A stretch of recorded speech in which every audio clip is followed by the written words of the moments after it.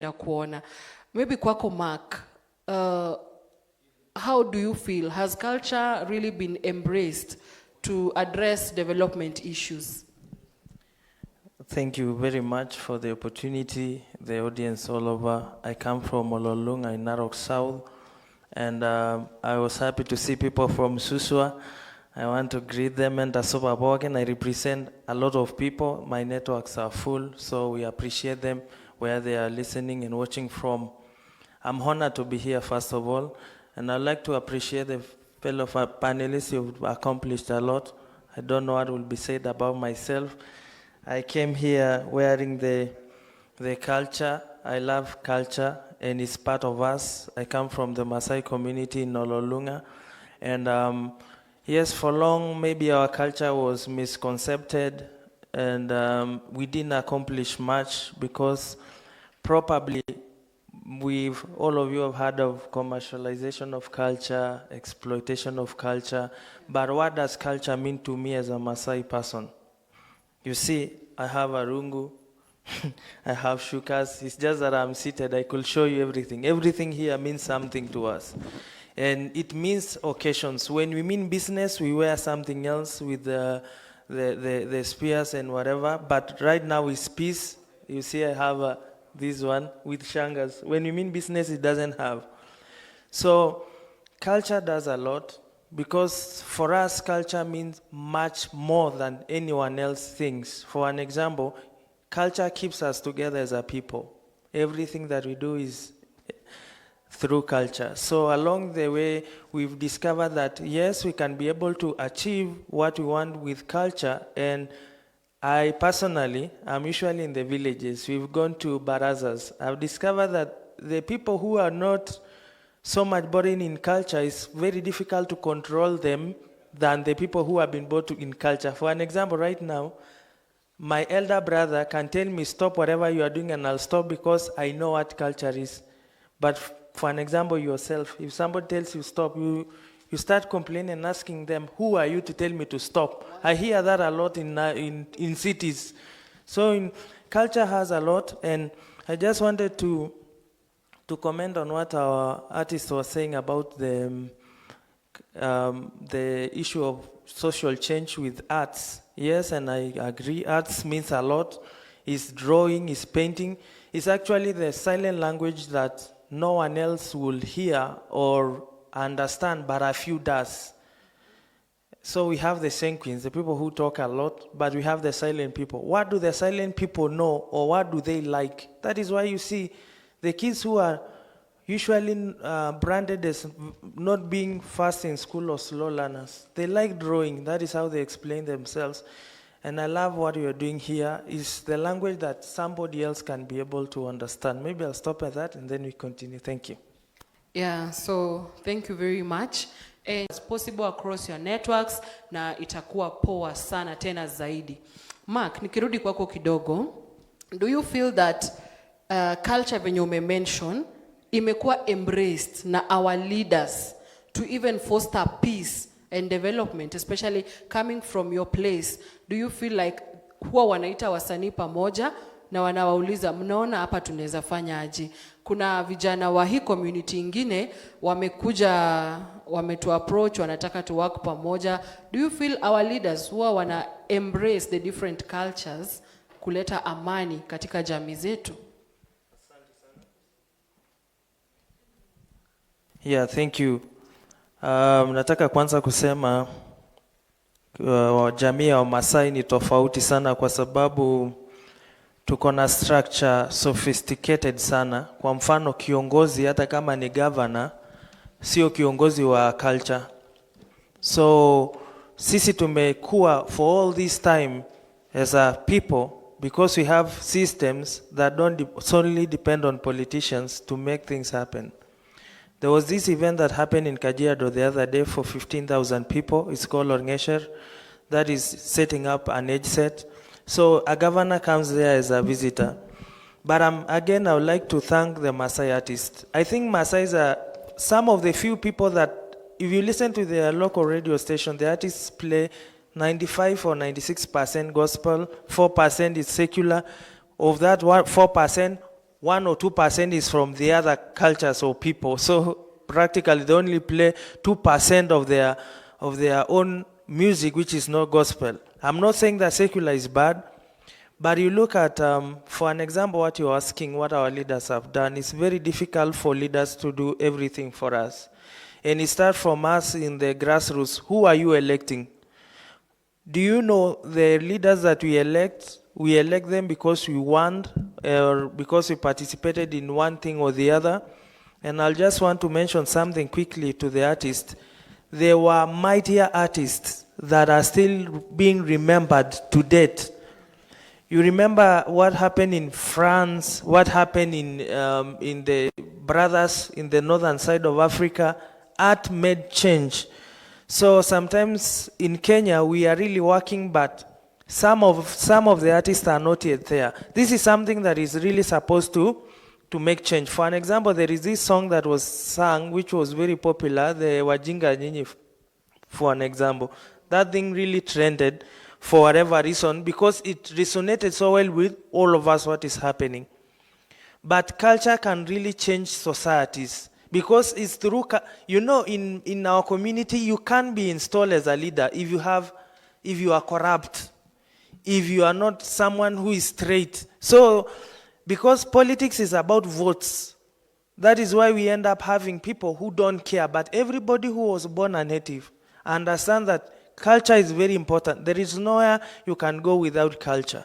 And I really want to emphasize on our parents here, on our brothers, sisters. Culture makes your work very easy. It sets the norms, it sets the traditions, it sets the behaviors that you're supposed to have. So at the end of the day, it is very easier for culture to bring in change. Let me give the last example. One of the most decorated warriors around the world are Zulus and the Maasai warriors, and some of them walk halfly naked. And why these people are noted around the world, and actually after finishing this, you'll clap for me. We prevented slave trade from East Africa. Wow. Yeah, it is us, the Maasai, who prevented slave trade. Makofi, yeah, because when you look at the world, why was the slaves coming from West Africa and not East Africa? Yeah, we fought those people off. It was just because of colonization and some people's selfish interests that the foreigners came and colonized us. So you see, and somebody will be asking me, how is a Moran related to culture? A Moran is installed by the culture. When you reach a certain age set, you become circumcised, then you become a man, and then you become a Moran before you become an elder. And every Moran is dependent of you to protect your family, property, and all people around. And actually, when one is sick, all of us will take a lot of time to take care of them. Right now, we are very selfish as a people. Yeah, why do we have people lying in many streets? I think when you come to Narok, when you go to the streets, you hardly find pure Maasai there who are begging. We carry our burdens in our families. And we really want to tell everyone and tell the world, culture is what makes us who we are. It's our identity. It's something that was fought for from 0 AD to 2020. How selfish will it be for this generation to kill everything that was left? The Kikuyus, go back to where you're coming from, hold your cultures. The Kalenjins, the Luos. This thing is important. Of course, people will say some cultures are extremes, but that is why you are learned. We use the education to see how to merge the two, not to use the extreme culture, but to use the other culture in a way that it does. And to our leaders, when a leader knows who he is after he loses seats. You know, we're coming from a community. We've seen people who have been leaders and they have failed. Surprisingly, some of the leaders who were elected and they fail in political seats are actually cultural part of the ambassador. So it shows you that that is where you'll find, you'll eventually end up in. So it's very important and it's very timely, and we should all be able to impress and belong to a certain culture. If in Kenya we say we'll have one culture, good, but we cannot stay without culture. Thank you. Thank you very much, Mark. Those are, yeah, Makofi, yes. Asante sana. So we do not have to, wait for our leaders to nudge us on. We already have our culture which sets the pace for us, and as you have said, katika utamaduni wetu, zile tamaduni ambazo ni extreme, huwa tunazifanya nini? Tunazikosi kwamba wasanii kutoka Ololunga wamepata ile support ambayo wanastahili ili kuendeleza sanaa yao. Kwanza kabisa ningependa tu kusema ya kwamba kuko na research ambayo ilikuwa imefanywa na walikuwa wanaangalia ni pesa kiasi gani ndio industry ya sanaa na uimbaji inatoa kwa mwaka. United States walifanya, na kwa mwaka moja walikuwa industry ilikuwa ina generate 500 billion US dollars, na kwa Kenya pia ina generate pesa mingi. Kwa hivyo nataka tu kuanza kusema ya kwamba government na county governments wako na share. Hii industry ina generate pesa. We are here, sometimes artists wanakuja wana perform, tuna consume products around hiyo mahali, hawatengenezi places like this one. So unashangaa roles yao ni gani? So mashinani hiyo support kuongea tu kweli haipatikani. And then pia kuko na shida ya majamii. Kuna jamii wengine ambaye bado hatujaona essence ya usanaa kama these new hairstyles, birds. Mtu akikuona anashangaa huyu ni mtu wa aina gani? But it will come, na ni we come from many communities, so sometimes watu kuelewa what you are trying to do si rahisi, but to be honest huko mashinani hiyo support haijapatikana ya kutosha. Then there is something nilikuwa nataka kusema kwa audience. Tuko na mama ambaye ametoka Narok na nataka tu kusema story yake. Yule mama alikuwa amesema anaimba na ana perform na hajapata ile nguvu, especially kwa kuweka wimbo YouTube. Swali ya kwanza ni ulikuwa unataka nani asikize? Kwa sababu ni wimbo ya violence, vitu kama hizo, ni nani unataka asikie? Niliambiwa juzi nikiwa county ya Narok, tunatumianga njia ngumu kupata kitu rahisi. Kwa mfano, kama Nakuru kuko na shida ya kuuana, usanii ni mzuri ndio na mtaimba, lakini mfikia kwanza security agencies, mkue united ndio insecurity ishe kwanza. Kama wasikii muandamane. Kwa sababu kuimba kuna issues za yesi solve kama mada, okay inaweza skuma, lakini yesi solve. Kenye na solve ni community engagement. Sasa yule mama nawaambia kwa hapa, alikuanga anaimba wimbo wakati wa kisiasa samani, na alikuwa anaimbanga wanasiasa wakienda pastoralist communities. Pastoralist watu wanaimbianga wanasiasa. Najua hata Nairobi wanaimbianga, naona wanapewa bahasha, but huko mashinani wakikujanga tunavaa vizuri na wanaimbiwa na wamama sio wazee. Sasa wakikujanga, huyu mama alikuanga anaimba miaka mingi. Siku moja rais ambaye alikuanga akakuja na akaketi chini. Huyu mama anaimbanga Kimasai, siku akasema ataimba Kiswahili. Akaimbia mtukufu Kiswahili, akamwambia mama, tunaumia, migongo yetu inaumia, tunabeba maji mahali mrefu na kwa wimbo.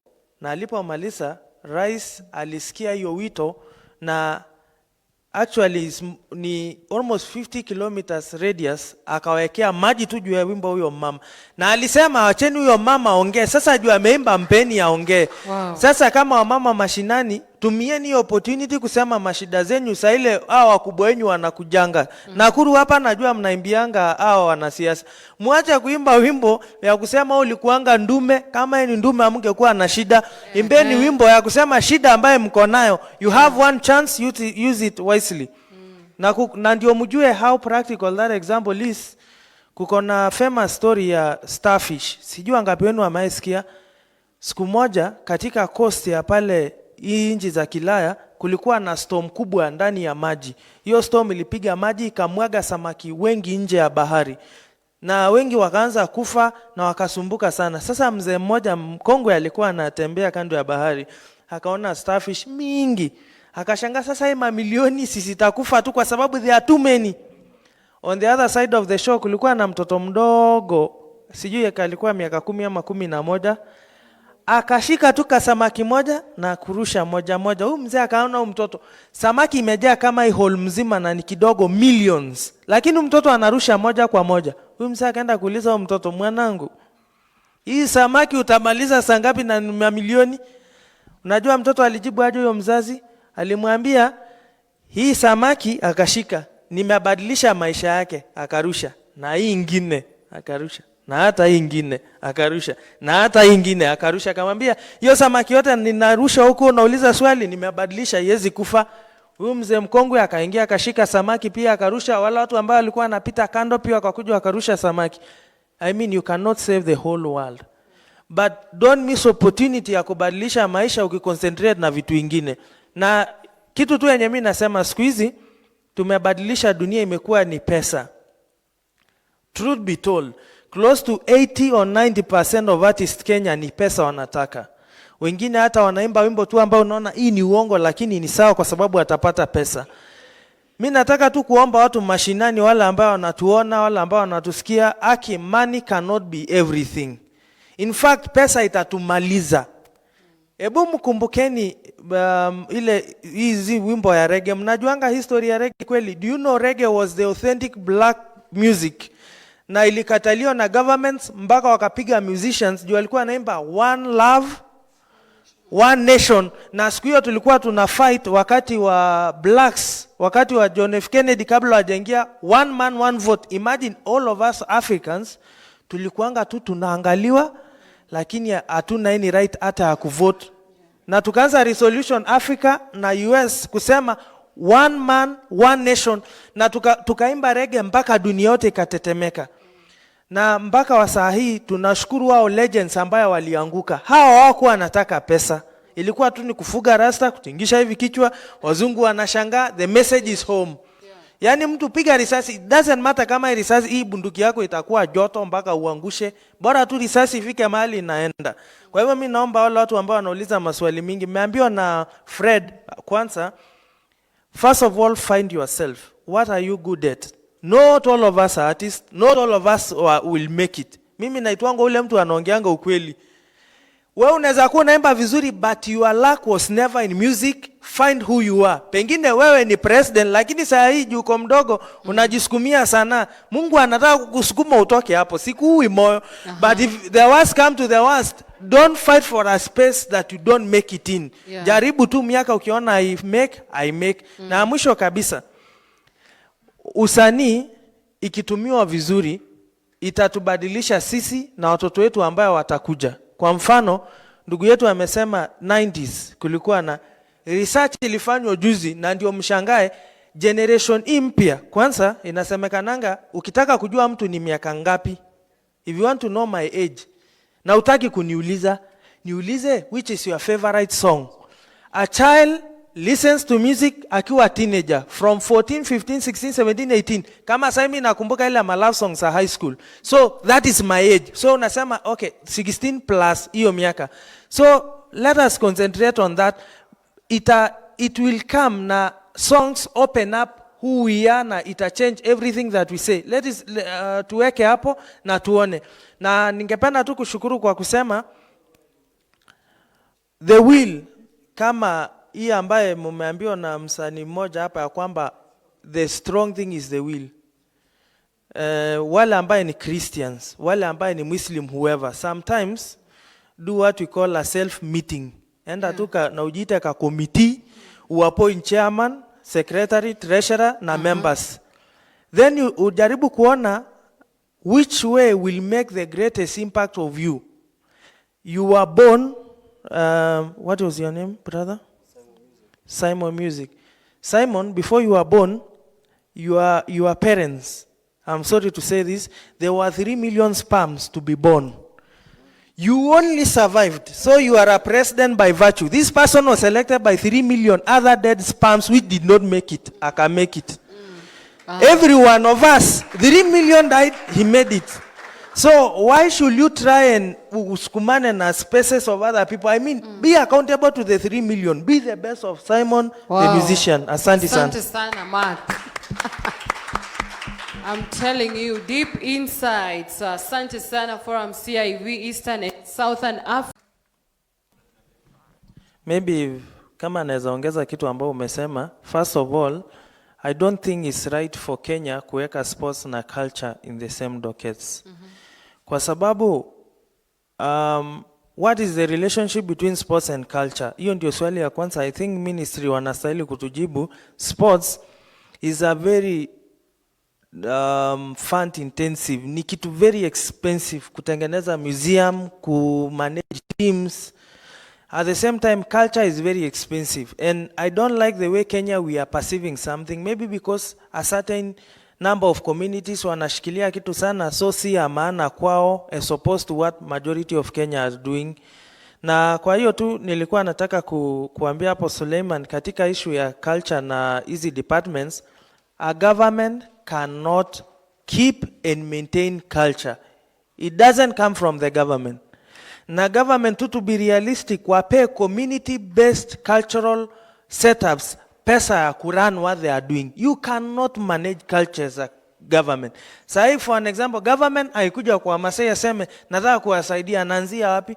See, we are very complicated. Our ceremony starts tukiwa wadogo, sasa government watajua aje? Afadhali tu wakuja na boards zenye ziko manage in communities. And this actually I'm very sad. Kenya government, I'm sorry to say this, I'm learned, but learned people are not solution for everything. Mbona ukienda nchi kama hizi ya Natives Americans ambaye si wazungu wamesoma kutuliko?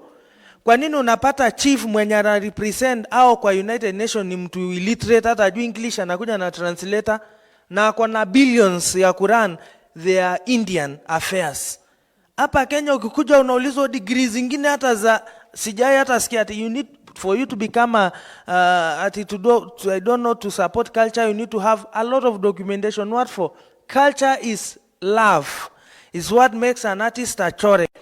Is what makes a person naimbe. It's the same way that makes me passionate about my culture. You cannot control me as a government. What you do is to give me my own space. How do we give ourselves space? One, for an example, look at the Maasai culture. When you displace us from where we are supposed to be, you are losing it. It doesn't matter how much money unatoa. For an example, there are these projects ambazo zinaingia kwetu na wanatutoa mali fertile, wanaweka factory, wanaturesettle kwa milima juu wako na pesa. So it has a lot of issues kwa sababu you are changing people. Yeah. And lastly, there was something that we were asked about technology with culture. Yes. The only way government can come into culture ni wakitupea a conducive technology that can be able to translate what we are doing to the other world. Because what technology does, inatufungua sisi kwa dunia. Saizi angalia, hata mimi sisemi Mungu asante kwa COVID, but COVID positive side ni sisi wale watu wa mashinani tumejulikana. Wamama zetu walijifungua, mliona kama alienda hospitali. Sisi my village, wamama wote 150 walijifungua kwa manyumba, hatukuwapeleka hospitali. Hao watu wenye wanadharauliwa ati hawajasoma sana nini, these are the people who are going to run.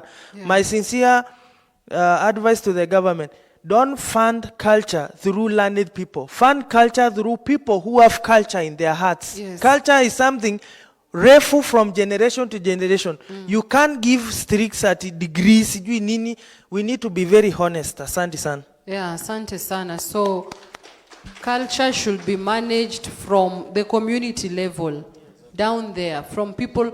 It's not really down there, but it's people who actually understand culture in its wholeness. Sio mambo ya kusema shika hii kidogo, tutakuja tena, tutarudi tena. Hiyo ndio inafanya hawa kina mama zetu ambao Maka naongea kuwahusu, they don't have your capacity, they are not capacity built, to handle the situations ambazo wanakutana nazo huko mashinani. So I think kama kunaweza kuwa na njia ya kuweza kuwapatia hawa kina mama empowerment ambao wako kule mashinani, wanajua masuala ya medicine, traditional medicine, which the white man alifanya tukaona ni uchawi, which is not true.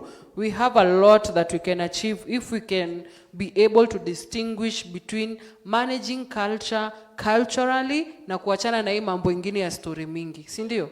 So asante sana Mark for that. And online and karaoke anasema failure is the only thing that cannot keep up with consistency. Thank you very much and for watching, Catherine.